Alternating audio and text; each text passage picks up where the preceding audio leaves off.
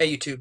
So I wanted to do a video today on a channel that I think is kind of what we might put on the spectrum of what not to do about vegan activism and vegan advocacy. The channel, some may know of that vegan activist family, and if you don't know them, that's fine because the point really isn't about them in particular. It's just kind of about this approach for vegan advocacy and activism. They're what we might characterize as some of those negative stereotypes about vegans, that they're very vocal, dramatic, they make public demonstrations and almost seem to have a sense of like wanting to shame people. It's like a very in your face and down your throat approach to promoting veganism, or at least, maybe what we might call like raising awareness about the problem. And I kind of had this in my head that, I was going to opine in this particular way, right? But I didn't do it for a little while. I kind of held off the video for a few days just because, I'm busy with other things, but I'm kind of glad I did because Evan had done a post today that really had me rethink what I was going to say and really recalibrate my whole perspective on this kind of thing. And his post was about the vegan movement is gaining momentum. Now, this is a really interesting post that I encourage everyone to read that talks about the kind of way that veganism as a cause, as a lifestyle, as a choice that we are able to make and do make, it's growing. And there's just these different dimensions that we see this growth in. And it's a really optimistic point, but it also got me to think about, and this wasn't the point necessarily in his article, but it got me thinking about the movement. So when we say the movement, I think that there's this misconception, I mean, maybe even among vegans, that the movement is like a monolithic collective. That vegans say the same thing, they think the same thing, they kind of have the same argument for veganism, right? But we focus on this a lot on our website, that veganism is a very diverse collection of perspectives and approaches and values and influences and all these different things. And we try to emphasize that through our own dialogue, or, well, our argument for veganism. And I think that it's really important to like emphasize that level of diversity when you talk about veganism as a movement and when you think about veganism as a movement. Because whether we like to admit it or not, in this movement, well, let me just start by saying, let me walk back to say what the movement is. So the movement really is, as you may already have some idea in your head, it's a group of people or entities or whatever you might want to call them who get together or kind of speak in unison and promote one goal, or a set of similar goals, right? But it's a collection, a group of individuals with shared interests in moving something forward, making something happen, making change. In our case, we are the movement that is pushing veganism, that is trying to advocate for veganism. And in this movement, this collection of groups and entities and individuals, what have you, there's different individuals, different perspectives, different approaches, all those different things, right? And I don't think it gets emphasized enough. I think maybe we know it, like abstractly, like we all might agree, but I don't know if it's easy enough for us to kind of like bring that more down to earth for what the reality is for the movement, right? Like there's kind of like these inner conflicts with vegans about whether there's like a health vegan or an ethical vegan, what PETA means for vegans versus the Humane Society, liberation, animal liberation versus animal welfare, right? But all these individuals with these differing opinions and perspectives, they all share an interest in promoting veganism. They are all part of the movement. And, unfortunately, maybe, arguably, we're stuck with also that vegan activist family. They are part of the movement, or I should say, advocates like them are part of the movement. We all accept PETA. Maybe we don't want PETA to be part of the movement, for example. I have a personal love for PETA and the work that they do. I agree, though, on the same token, that they are not the best at their public demonstrations a lot of the times, I would say, maybe, or at least that there's like this really unshakable PR issue that they have. And it rubs off on us, vegans, other vegans who don't want to associate necessarily with PETA. Right? But we accept PETA as part of the movement. I doubt anyone would argue that certain groups who push for vegan causes, like the Humane Society, which is an organization that is what we would call an animal welfareist organization. Their approach to promoting veganism is to engage with corporations, maybe to say, hey, they're not saying stop this now. They're saying do this, this, this, and that, and phase it out. Put some standards in, save some lives, reduce suffering for the animals. Right, but they're not about like breaking the cages or telling corporations that they have to stop doing that. PETA does that. Humane Society, on the other hand, doesn't. But no one would say that the Humane Society is like less of a vegan organization. I hope not. That's not where we should be as a movement. We need to start kind of thinking about veganism as a movement, as a collection, and accepting that level of diversity. I meet many vegans who say things that I don't agree with necessarily. They're still partners in this cause of promoting veganism, and as long as we share that interest, I think that the nuances, it's not worth dividing us about. This is something that I kind of tried to emphasize in that article I wrote about how veganism is bipartisan, sure, but we should not ignore the politics of veganism either. It's part of that diversity of the body of veganism. And it also allows us to promote the cause in many different ways, through many different approaches. And I always put a little asterisk at the end of statements like that, because there are organizations, individuals who do things like this. And I mean, frankly, I with respect to them, I think that this is a cringy video for me. I just think that and I appreciate that this child wants to save the life of crabs, and I appreciate that these parents are raising their child vegan, right? But it's just like there's some of those like negative stereotypes happening in this, but also like when at least for me, when I see like children doing like activism, or who have like very radical, or maybe not radical, but like extreme opinions, or like very vocal opinions about like particular subject matter, I always wonder about that. Because I just think that like on both fronts, this is just like not great to say, hey, look how great the vegans are, like let's try veganism, right? Like there's research about how people generally, if you want to make someone do something, what you don't do is you make them feel bad or subjugated or wrong about their choice. That's like proven through general social science, and also through organizations like Faunalytics that have done research on this.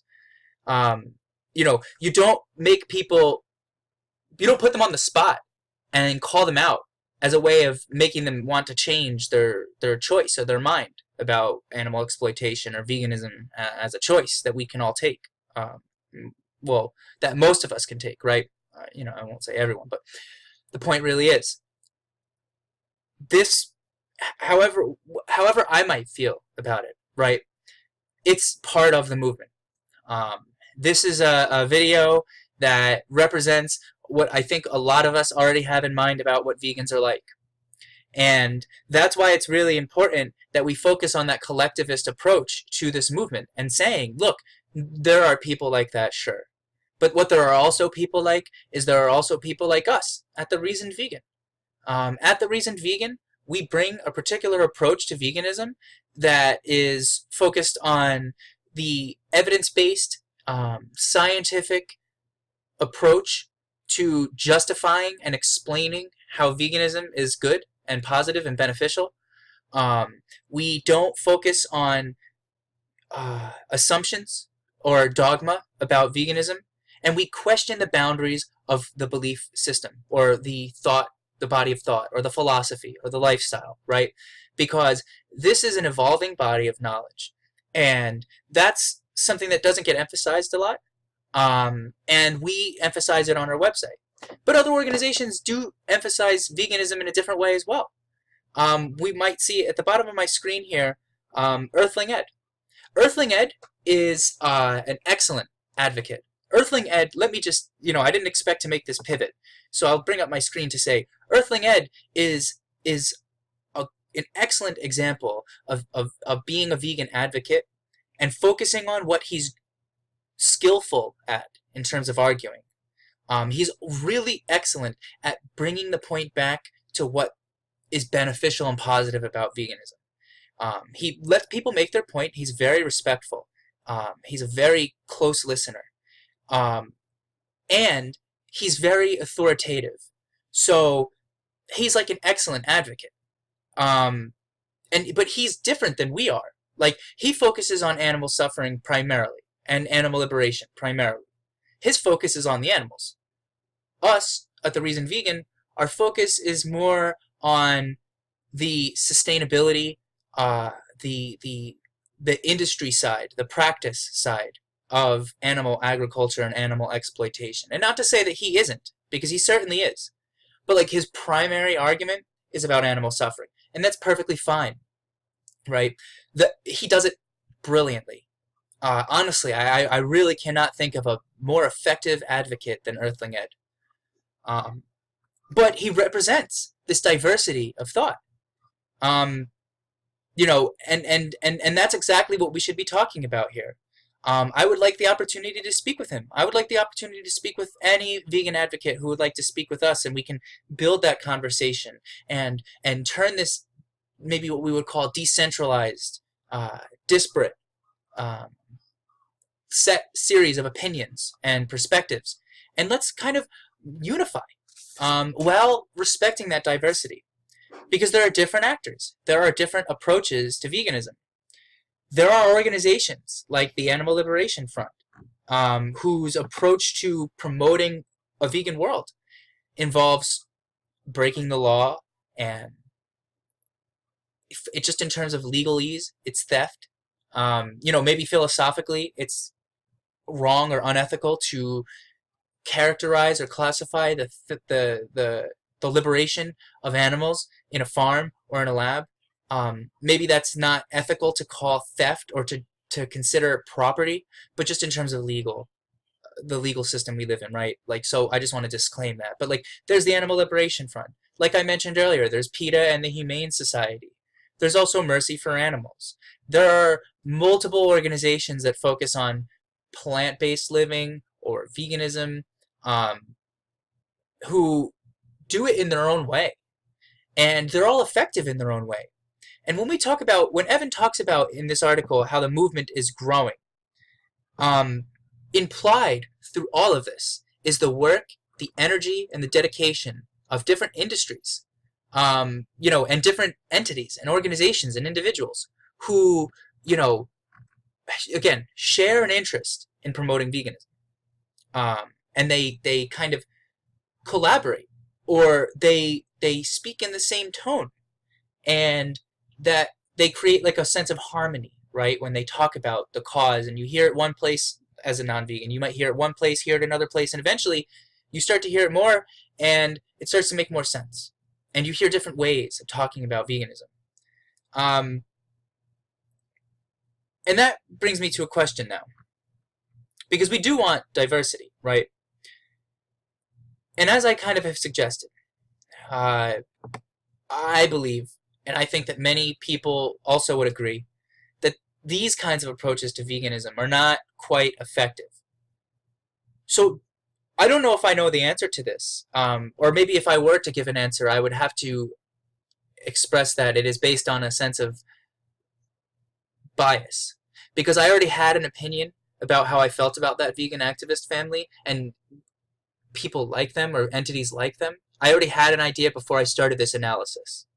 So I want to kind of do this analysis with a new lens. So I'm not going to comment on this because I know it would not be a pure or maybe objective as I can be thought. But this does beg the question. Is that vegan activist family good for the movement? Are they helpful for veganism? Is it are they do we want to call them a part of the movement? It's a really tough question, and I don't know if I know. Again, like I said, I mean, if you asked me a few days ago, I would have had a different answer than the one I might give now, because Evan's post has inspired a new sense of thought for me. But I am going to say, just on a hunch, and I'm sure you all kind of would believe me if I said, I don't think that it's great that they're part of the movement. I don't think that they're good or helpful for the movement. But I mean, they're there, and maybe they help some people. I mean, I just, again, I mean, it just reinforces negative stereotypes. I do advocacy for a different cause that's not veganism. But one of the things we always are talking about with the individuals we advocate with is to say, when you represent the cause that we're promoting, you have to really keep in mind that, like, at the same time as you're promoting your cause, you're also fighting back against stereotypes and trying to demonstrate how people's preconceived notions are false about people like you, or people from the system that you're from, right? Or people who have similar experiences. That's a big part of advocacy, is thinking about how you seem and, your demeanor, and making sure that you're not being off-putting, that your message is landing. And I don't know if this passes the mark. This is just the kind of thing that, like, before I was vegan, I would have called these guys bad words, and I would have been aggravated with the fact that they just wasted my time. Well, I won't say wasted my time, excuse me. I would be aggravated with them, and I would feel like they wasted my time because I wouldn't have known the depth, the breadth, and the nuance of the problem of animal agriculture and the problem of animal exploitation. That's all these things, though. Like, when you go into a room and you chide people for their choice, or you just kind of, like, be, like, generally obnoxious. Like, this is, like, it's like a very obnoxious video, and this, I actually am going to play it real quick. Because this kind of thing, like, happens a lot in videos. Just pay attention. Sure, I'm just trying to look. Like, why are you trying to block it? I don't get it. You don't want customers to be able to see what's going on? No? So there's some of that. It says you pick. I should be able to pick, right? And then here's this. That's it. Get out. I'm out. That's it. Get out. Hey, that's assault. You just assaulted me, and I'm going to call the police on you, okay? All right. So, okay, so there's a few obnoxious things, I believe, that happened in this very short video, and I encourage everyone to watch it. But first he, like, got in, just was, like very repetitive about wanting to, he was trying to see the dead animals behind the door, right? Like, but, like, the guy was not letting him. But, like, it's just, like, really obnoxious to be like, well, why not? Well, why not? Well, why not? Well, why not? Well, why not? And, like, we get what you're trying to do, but, like, it's just, like, you're not helping. Like, that doesn't actually, this is my bias coming out. Excuse me. I believe that that's obnoxious. And I don't want to characterize it, because I don't think I would give an objective characterization. But it's certainly, I can say this, it's certainly not making veganism look good. It's not making vegans not look like zealots. It's making vegans look like zealots. Based on this, and, like, there are other videos like this. I mean, it's, they have a series of videos where it's them being loud and out there and just kind of, like, in people's way and in people's faces. There are a lot of videos of these, and there are other channels who do stuff like this. This is not just that vegan activist family thing, right? But this is just, like, I can say with a level of objectivity, this reinforces negative stereotypes, and this doesn't put veganism in the perspective that it ought to be. Um, you know, I and so I can say that much about whether they're helpful. I don't know if I know the answer. I might do a follow-up video on that because I want to, again, like I said earlier, I want to really try this at level of analysis out, but I cannot do it right now because I had this in my head about doing this video, and you've seen it spill out just a few minutes ago about the feelings that I have about what happened in the video. They're certainly not positive, but I don't want to taint the argument I might make about them. Because at the end of my analysis, I might still very well disagree with everything that he did in that video, and I feel like I will. But at least I'll make a different argument for it that's not going to be charged or loaded. I don't want to do that. But presentation matters. How you represent the cause matters. Like I said, in terms of the advocacy that I do for the other cause, we really focus in on that because the substantiveness of your arguments is one subject here, right? I want you to see my hand. But another subject is how you seem, and how you appear, and how you represent the cause. And when you can link them together, that's effective advocacy. You can have really smart or substantive or knowledgeable or compelling people, right, on one hand, and maybe they make the best points. And if you can sit down and have a one-to-one with them, they'll really do some persuasion. But they're just, let's just say that they're not also, when they're not doing the one-on-one sit-down kind of thing and then they're just kind of like out, they're a little bit like how that vegan activist family was.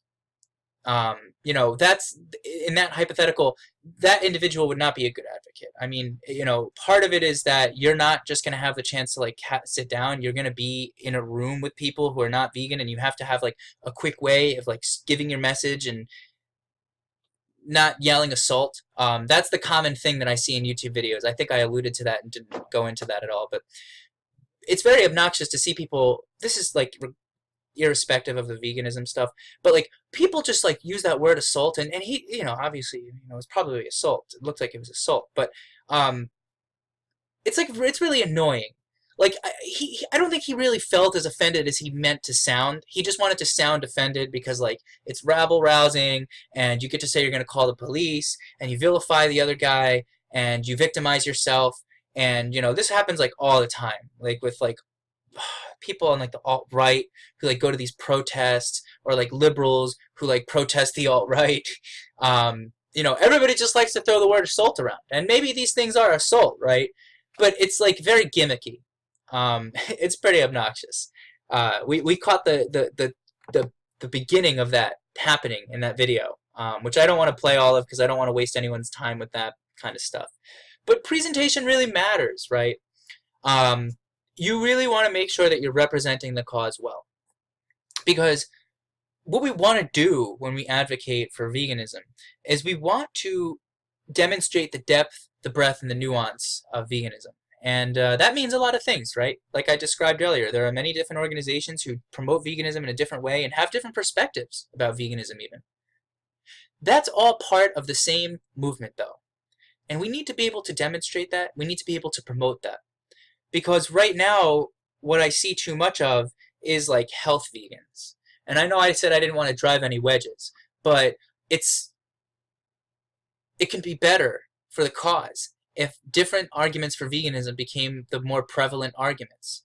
I think that there's a strong appeal behind all the health stuff, and I've gotten into that one too many times. But there's other parts of it too that don't get proper emphasis. And, organizations like ours at The Reason Vegan, and there are other organizations as well who focus on the sustainability side, or maybe the industry side of veganism, right? And I cannot believe I didn't mention carnism at all in this. So when I talk about a movement, carnism is one of the most salient ideas that I've ever heard. I see it every day. It's really interesting, and I'm glad for being vegan because I've learned that concept, and actually, I am convinced by it. So that's part of like the nuance, right? It's a psychological approach to thinking about veganism, because there's many different ways to focusing on veganism. We do our thing here at the Reason Vegan. Other organizations do their own thing. But our approach, is effective in its own right. Just to show a little bit about here our videos. Um, this is a post Evan wrote about the alt right, about this kind of like annoying stereotype, that vegans eat too much soy, and they're all effeminate and stuff like that, and it just really like refutes that. Um, my post that I referenced earlier, veganism is nonpartisan, but the politics still matter. I think I said bipartisan. Excuse me for mischaracterizing my own article. Why the USDA recommends dairy.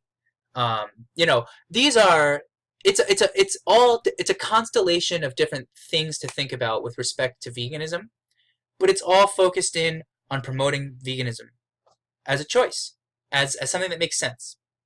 That's what we do at the Reason Vegan. It's our approach to the movement. It's a big movement, and there's a lot of different actors, and we are one of many.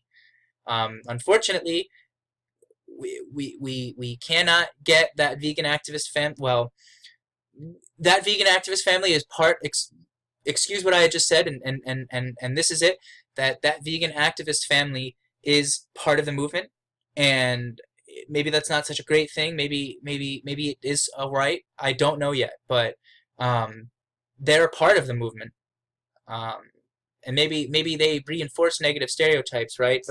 But what we need to do is kind of have that those different approaches out, because there's many different appeals to veganism. We try to do that on the Reason Vegan, and if you believe that, I encourage everyone to check out our Patreon, and patronize us.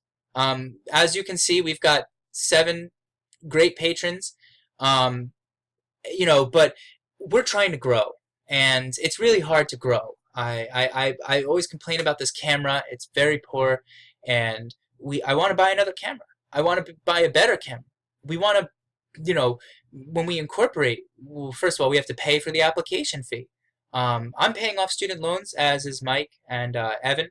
It's just really hard to invest in this organization, frankly, and we really appreciate the support we get from our patrons. I mean, for whatever size we are, we're always going to be putting out our message, and it doesn't necessarily matter, but we want to be able to have the most impact for this cause, and we cannot do that without your support. And also, if you know anyone who's curious about veganism, or if you yourself are not vegan and you want to try it out, sign up for our support series. For just $5, you can sign up. You'll get really great emails throughout the 30 days that you're vegan. Well, that's the catch. So you sign up, you get to try out veganism for 30 days, right? You get a whole bunch of emails like motivational stuff, tips, facts about how your veganism is becoming beneficial or helpful. And it's really meant to kind of like prepare you for the next 30 days and onward, and to put you in the mindset of veganism. Veganism is a big thing, right? Like, we always focus on that at the Reason Vegan. It's a lifestyle choice, and it's a philosophy. It's very much both of those things. And through our perspective, and through the perspective of many other vegans out there and many other organizations, which I encourage everyone to, have a healthy diet of vegan voices. Not literally, because that wouldn't be vegan. um, but have a healthy, realize the diversity of thought for vegans. It's important, and it's helpful for the cause, and it's helpful for the animals and the planet, and that's really what this is all about, right? So check us out on Facebook and Twitter as well. And continue watching these videos, and comment too. I'm really curious to see maybe if any of you has an answer out there to the question about, are organizations and people who advocate in the same way that that vegan activist family might. Not to call them out necessarily, because there are other individuals and entities and organizations who do that as well. But is that approach effective? Is it helpful for the movement? I'm curious about your perspective. I mean, you might help me in my analysis here. Or if you're doing your own level of analysis, that's great. I'm going to have a video. I'm really curious by this. I'm going to have a video done pretty soon to kind of put it out there, because I want to focus on this question about if they're helpful through the new lens that I've been inspired by, thanks to Evan's post. But stick around for more videos, like, comment, share, all that good stuff, and patronize us. And most of all, check us out on our website. We've got more things coming up. We're trying to do new things, and I won't belabor the point. But we're really happy to have the supporters and the viewers that we have, and we look forward to engaging and learning about and unifying our voice with more of you. All right? Have a good night, everyone. Or good whatever time of day it is where you are.